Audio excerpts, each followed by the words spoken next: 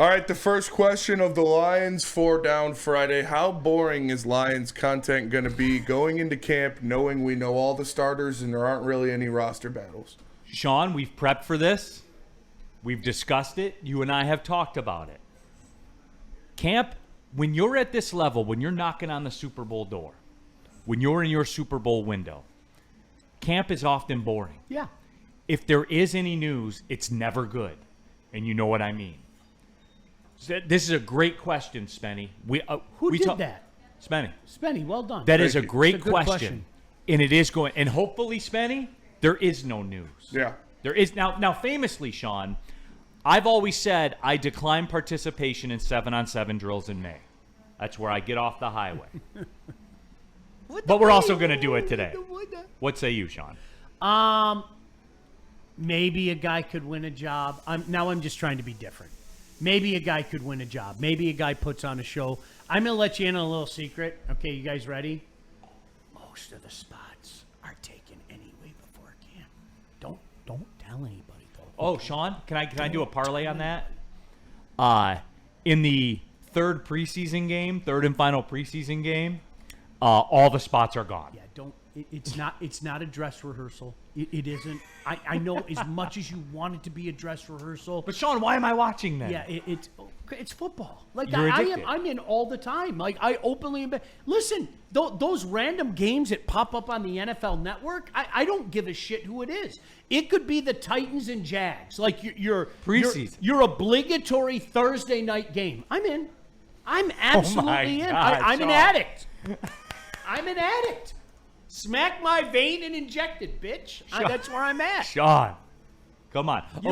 Speaking of football, by the way, I have, I think, 6 4-pack of tickets to the Panthers game for Saturday. If you guys want them, just send me a DM on Instagram with your email, and I'll send them to you. The first up to 6 Isn't people. Isn't it like Jake Bates night or something? Jake Bates bobblehead, first 2,000 fans. So there's that as well. Michigan Panthers betting favorite to win the UFL championship, by the way. Is it the bobblehead of him like humping the ground, or no? It's him. It's him. Missed opportunity. Yeah, it's a regular. It's missed a regular opportunity. bobblehead. You know how they had the Family Walden audience. gritty? You could have like just having him slowly pumping. Yeah, but if you got the fam and you're looking for something to do, you want to go to Ford Field, free tickets, man. So just send me a DM on Instagram with your email address, and I'll send them to you. We've given away, I think, 32 tickets already, so people are fired up for it. So you get in Ford Field for free, so make a Saturday of it. Second down. Second down, second question. Can Gibbs win Offensive Player of the Year? Sure. Yeah. Sure. Do you think, Sean, as a piggyback to that, do you think that we're going to see an uptick in his usage just based on where he is in his career, his talent, his skill set? I think when they've started this with like Gibbs and Montgomery, and this backs up to what Spencer's talked a lot about and you have talked a lot about, this regime doesn't like rookies. It's not that they don't like them, but you get what I'm driving at. With Old it. school, and Old school. I appreciate it. Yeah, you gotta show us. You know, they're Rick Ross. Show us. So, with that being said, though, Sean, I don't want to call it a phasing out. I don't want to say he's washed. None of that stuff. I just think that when you have a home run hitter, it's better to get him up to bat as many times as possible. What hurts everybody is the options, though. It does. It's like we were talking about this a couple weeks ago with J-Mo, okay?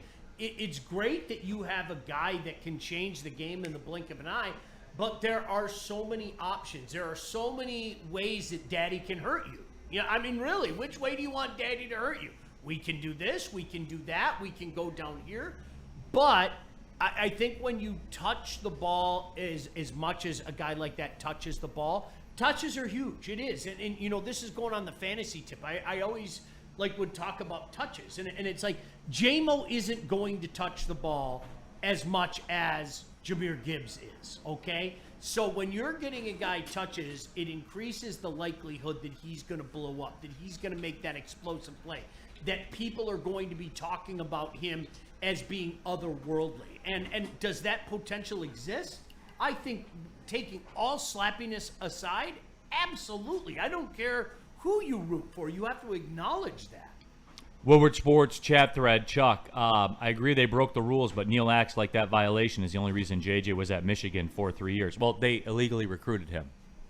and you are a multiple offender with the Connor Stallion stuff. That's what you are. That's not what I think. It's what you are. It's true.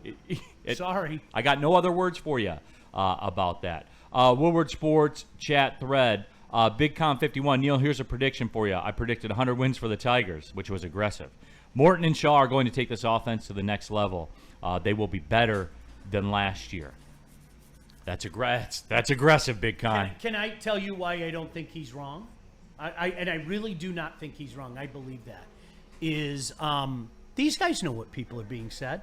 They know how he whose name I dare not mention is being held on a pedestal, and so many people are saying, "Well, Lions are taking a step back." They know better than anybody. So are you kidding me?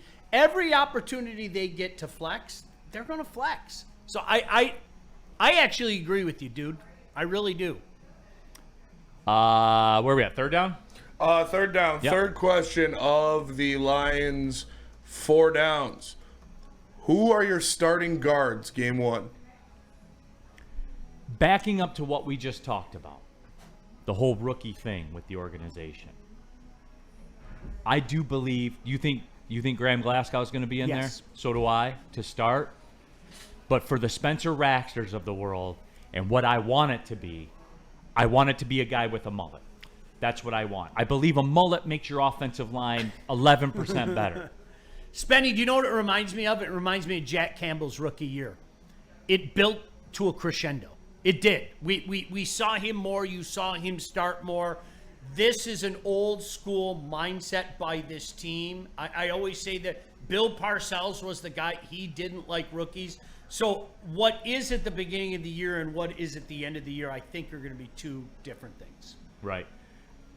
And no one in the chat. Spenny.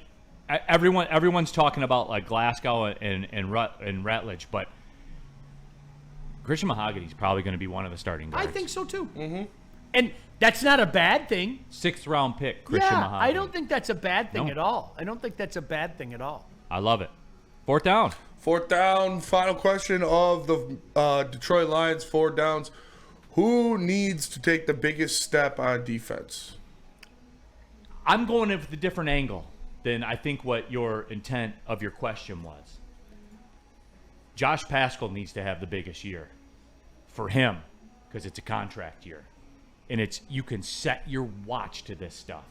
And I don't know, interns, I don't know if Paschal has like an over-under sacks, number. He might not. Like it's maybe too far down on the depth chart. But I'd be curious to see what it was. I appreciate it. Josh Paschal, personally. I'm not going to argue with that. I was just, when you said that, I started to think to myself, okay, try to be different, guy. I won't do that, especially when you're talking contract year, especially when you need to make the statement that you want to be here and you want to be a part of that rotation, and that opportunity exists this year. So, Neil, that's a good choice. I'm not going to differ. With a silver medal to Levi Onwuzurike, because I think what the Lions did with Levi Onwuzurike is they gave him a taste of the blue magic, right? Like, here's a hit. There's more for you if you like it. And if we like you, there's more for you here. You know what I'm saying? Yeah. Like, they were like, we feel you, kind of. Yeah. We want to feel you more, but that's up to you. Let's be honest. I think the only correct answer is taking somebody up front, right? Isn't it? That's the only correct. Spenny, who you got? I think it's Terrion Arnold. You're going to... Yeah, I think... Me and my big mouth and you go in the defensive back. I think okay. Terrion Arnold needs to take a step forward to being a cornerback 1 on this team this year, and I think he will be by the end of the year.